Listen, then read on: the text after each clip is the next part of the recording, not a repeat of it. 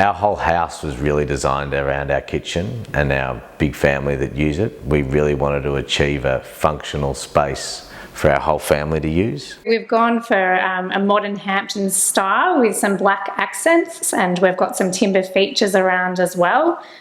There's some pretty cool features, from a bin drawer to walnut cutlery inserts and knife blocks and foil holders, so some pretty cool little funky things.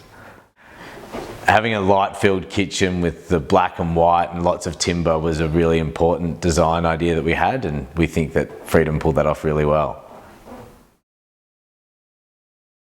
Our laundry has a really cool feature of these pull-out laundry baskets, which hides all the dirty laundry.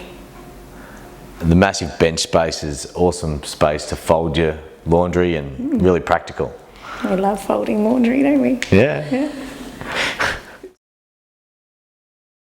So we really have never had a pantry, so having a butler's pantry is pretty incredible. There's just so much storage and so much room. Having a massive amount of space in a pantry is pretty novel for us, and it works so well, especially having some dietary requirements in the house. It's awesome space. It's really functional for us now.